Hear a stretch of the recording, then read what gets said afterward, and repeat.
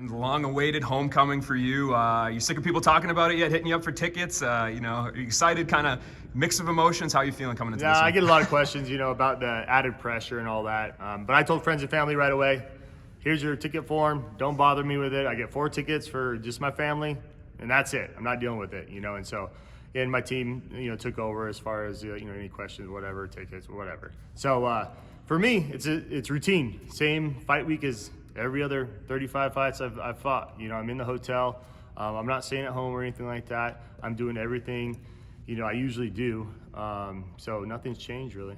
And obviously there's a lot of extra added promotional stuff too. I saw you at the Diamondbacks game. Do you like doing that type of stuff? Or is it kind of a, for somebody like me, it might seem cool, but for you, it's like, I have a job, I got to focus on with the task at hand. Yeah, I threw out the first pitch and all that, it's fun. I like doing it as long as it's not, 2-3 days before a fight. I don't mind doing that.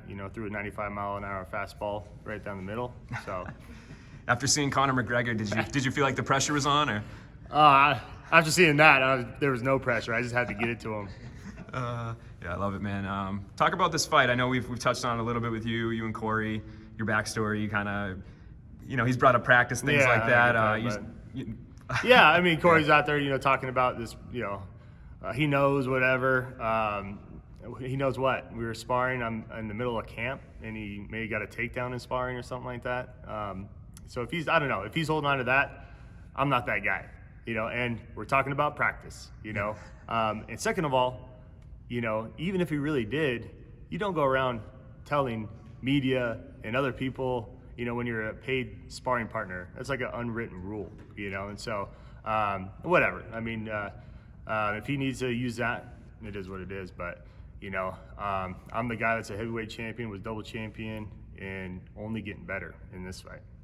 And he kind of, when I talked to him earlier, he said he expected you to kind of try to use your movement earlier and then just try to grapple him. Is that like your game plan, or do you think that we'll see some striking at the beginning, maybe more than he's anticipating? Shit, how do you know? No, yeah, I mean, this fight, I feel comfortable everywhere, so it's one of those fights. I don't have game plans going in, really. I have a loose game plan. If you have a strict game plan, I did against Machida, but if something goes wrong, then all of a sudden you're going, oh, what's plan B, what's plan C? So for me, I've been in this game long enough, 35-something fights. I go in there and just kind of let it flow. And so I'll see my openings on the feet, on the ground, wherever. So, I mean, there's no set in stone game plan. And one other thing he said too was he felt like he was catching you at a good time, that maybe you weren't necessarily declining, but you were getting older, and that he was in his prime. Kind of, what is your response to that? And I guess, again, that kind of falls into the category of like, I guess, why do you think he's saying this stuff? Is it just trying to play some mind games or boost his own confidence? Yeah, I mean, projecting maybe, I don't know, boost his confidence, have something to say, basically. Yeah, I feel amazing. I'm better now than I ever was, physically, and then most importantly, mentally. I'm happy to be here. I feel amazing, best shape of my life here, and I'm only getting better. Age it's a number, and I feel better than when I was 22, 25, 30. And so the thing with that is consistency, and I've always gotten better every fight and learned something. I'm in the gym constantly, and so I mean, whatever he's talking about, there's no validity to it whatsoever.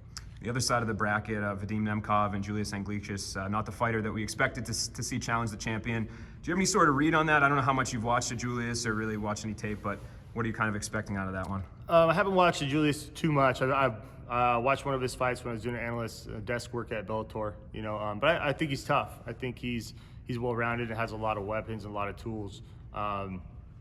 Short notice fight, maybe it was for him, maybe he was training, I don't know. I've been in there with Nemkov. Wasn't my best outing, but I know what Nemkov can do. He has good distance, obviously good kicks, some straight punches, and good grappling at least the first couple of rounds. And so he's going to be a tough one to get through. I do predict Nemkov make it to the finals. I want to fight Nemkov in the finals. So that's kind of how I see that fight going. But it's primed for one of those upsets now, because throw a alternate in there against the champ, whatever, and then boom, it happens. So we'll see. And you just mentioned how it wasn't one of your best performances that first time around against Nemkov. I guess that was the question. What do you think you could have done differently or would do differently a second time around? Have known that I was fighting a light heavyweight. I was fighting fighting heavyweight, and I told I was fighting heavyweight, and then of course it was during the pandemic, and so everything was just array and all that, and then waiting on visas and stuff. And they're like, hey, Nemkov can get into the country. It was like 4 weeks out, and so I had to go from my heavyweight weight and cut all the way down to light heavyweight in 4 weeks, and you know, injuries, whatever, excuses. But so I just want to get back in there and show the world, show myself that wasn't me in there, and I can go out and beat this dude.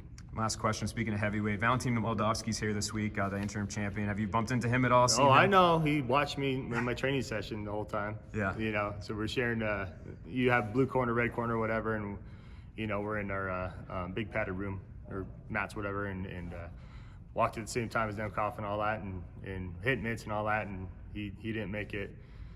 Yeah, he made it pretty obvious he was just going to sit there and stare at me the whole time. So, but I think he's tough. You know, he's a durable guy. Nothing too crazy stood out to me. You know, hits hard, you know, comes forward, all that kind of stuff. But, you know, kind of same as a lot of other guys.